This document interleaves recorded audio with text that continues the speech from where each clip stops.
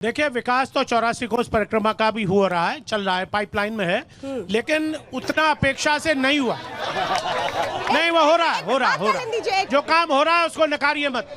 आप लोग नहीं गए होंगे वहाँ, आपने नहीं देखा होगा, लेकिन 84 कोस पे मैं क्षेत्रों में जाता रहता हूँ, मुझे मालूम है वहाँ विकास हो रहा है। हुआ नहीं है लेकिन हो रहा है, पूरा नहीं हुआ। लेकिन जहाँ तक सवाल ये है कि जितना होना चाहिए था, क्योंकि देखिए हमारी 4 टियर सिस्टम है, प्रधानमंत्री भारतीय जनता पार्टी, मुख्यमंत्री भारतीय जनता पार्टी, यहाँ के MLA MP Bharatiya Janata party और पार्षद पार्टी, 4 टियर पार्टी है।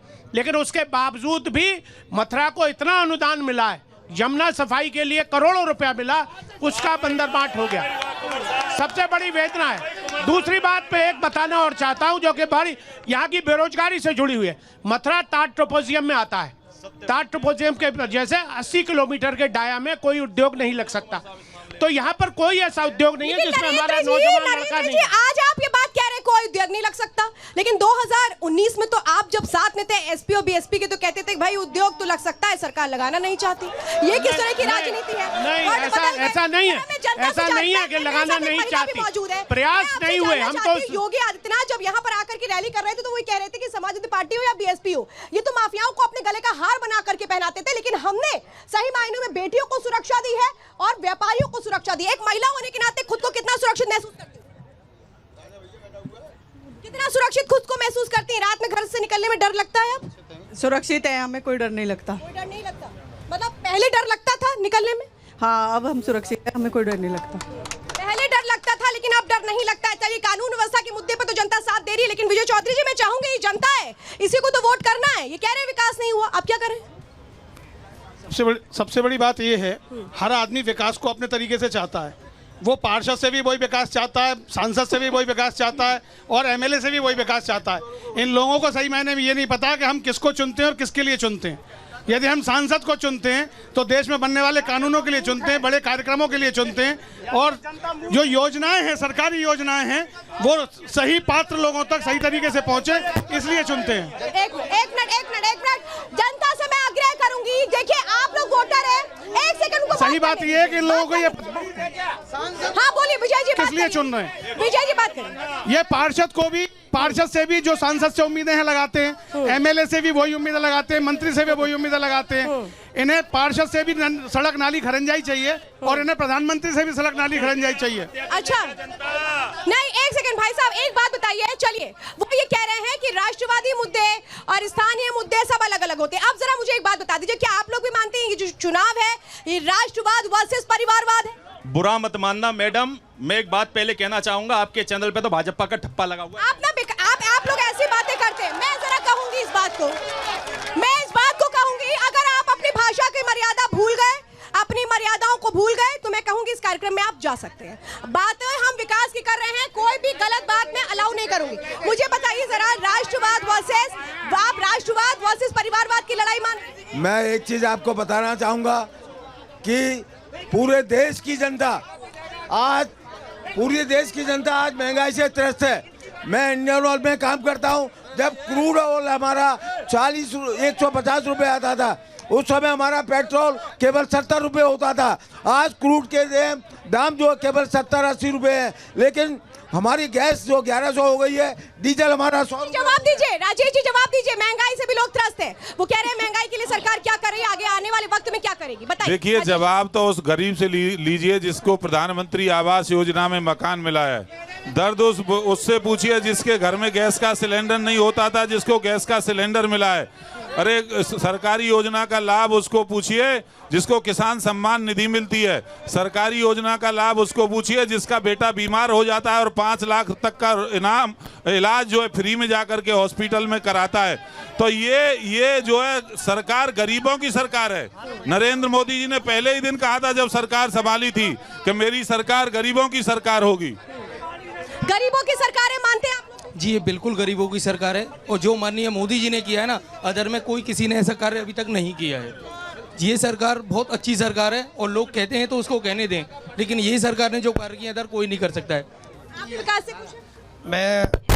मेरा नाम लोकेश कुमार राही है और मैं आपके चैनल से बड़ा प्रभावित हूँ। भैया की बात से सहमत हूँ। जनता के काम से प्रभावित है, सरकार के काम से प्रभावित है कि नहीं, ये आप पहले बताएं।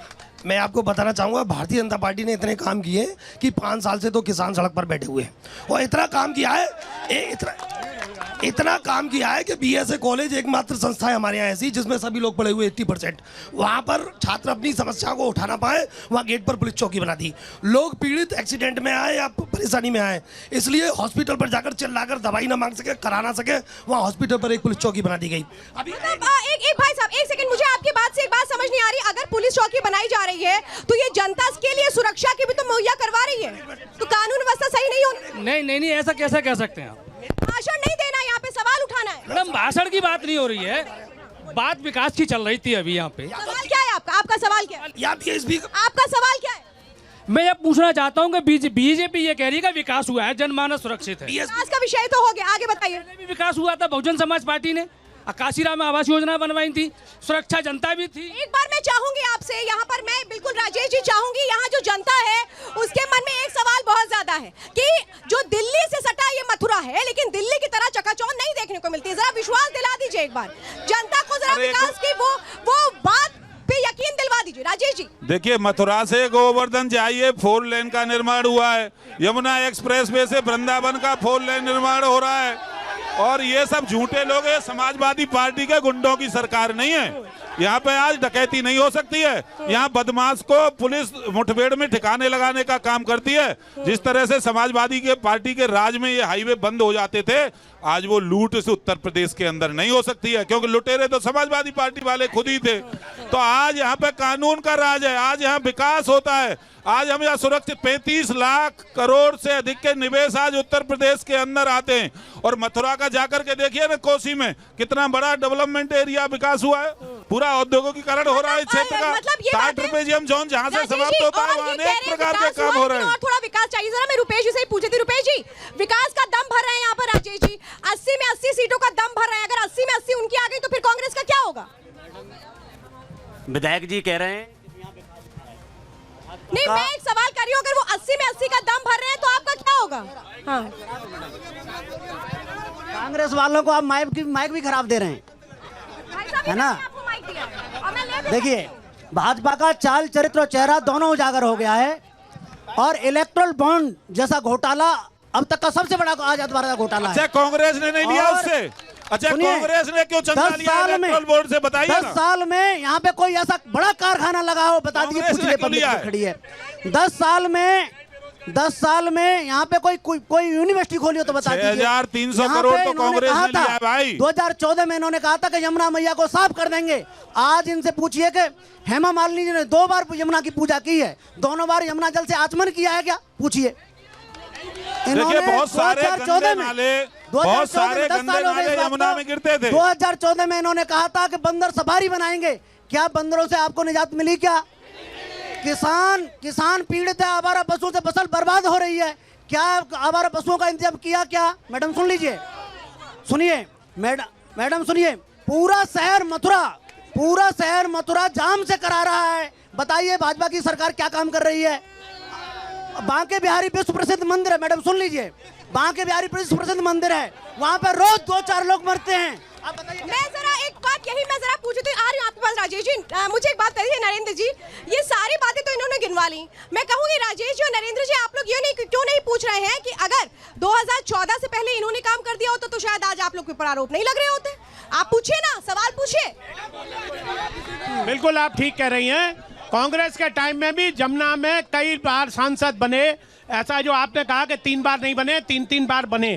तेजवीर सिंह जी 3 बार बने, मेरे बड़े भाई मानवेंद्र सिंह जी यहाँ से 3 बार जनता ने चुन के भेजा, चौधरी दिगंबर सिंह जी 3 बार रहे, ऐसा नहीं है कि 3 बार नहीं रहे सांसद। और हेमा जी भी तीसरी बार होंगी, लेकिन उनसे अपेक्षाएं बहुत है। भले ही हम सहयोगी दल हैं इनका, लेकिन हेमा जी से बहुत अपेक्षा है।